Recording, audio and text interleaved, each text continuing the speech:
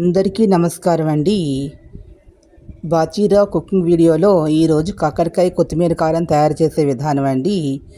కాకరకాయలని ముందర శుభ్రంగా కడుక్కుని, ఒక పావు కేజీ కాకరకాయలు తీసుకుని శుభ్రంగా కడుక్కుని,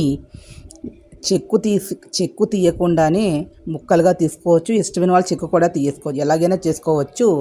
చక్రాల మాదిరిగా చేసుకుని పక్కన పెట్టేసుకుని, ఒక స్టవ్ మీద కొద్దిగా మరుగుతున్న నీళ్లు పెట్టి, ఆ మరుగుతున్న నీళ్ళల్లో కాస్త ఉప్పు వేసేసి, ఈ తరిగి పెట్టుకున్న ముక్కలు అందులో వేసి ఒక 5 నిమిషాల్లోనే నీళ్లు మరిగించిన తర్వాత దింపేసి ఆ నీళ్ళలో వేసి కాస్త ఉప్పు పసుపు వేసిన తర్వాత వాచి పక్కన పెట్టేసుకుంటే సరిపోతున్న తర్వాత కొత్తిమీర అంటే పావు కేజీ కాకరకాయలకి ఒక 6 పచ్చిమిరపకాయలు, ఒక అరకట్ట కొత్తిమీర కూడా సన్నగా తరుక్కుని పచ్చిమిరపకాయ కొత్తిమీర, అందులో ఆ రెండు కూడా జీలకర్ర, కొత్తిమీర, పచ్చిమిరపకాయలు పేస్ట్ చేసుకో. మిక్సీ లేకపోతే రోట్లో కూడా దంచుకోవచ్చు, అది మహా టేస్టీగా ఉంటుంది.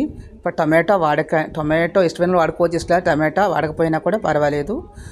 తర్వాత ఈ రెండు పేస్ట్ చేసుకుని పక్కన పెట్టుకుని స్టవ్ మీద ప్యాన్ పెట్టుకుని అందులో నూనె వేసుకుని 4-5 అందులో కొద్దిగా ఇంగువ వేసి, ఆ తర్వాత ఈ తరిగి పెట్టుకున్నటువంటి కాకరకాయ ముక్కలు ఉడకబెట్టుకు నీళ్ళు వేసి వాచి నూనె ఆ ముక్కలు అందులో వేసేసి కొద్దిగా లైట్గా శనగపిండి జల్లి ఒక 20 నిమిషాలు ఉంచిన తర్వాత మళ్ళీ అందులోనూ కాస్త మనం పేస్ట్ దాంట్లో మనం ఉప్పులో వేసాం కదా, కొంచెంగా మనకి ఉప్పు వేసుకుని బాగా కలిపి ఒక 20 నిమిషాలు ఉన్న తర్వాత దింపేస్తే రుచికరమైనటువంటి కాకరకాయ కొత్తిమీర కారం రెడీ అవుతుందండి.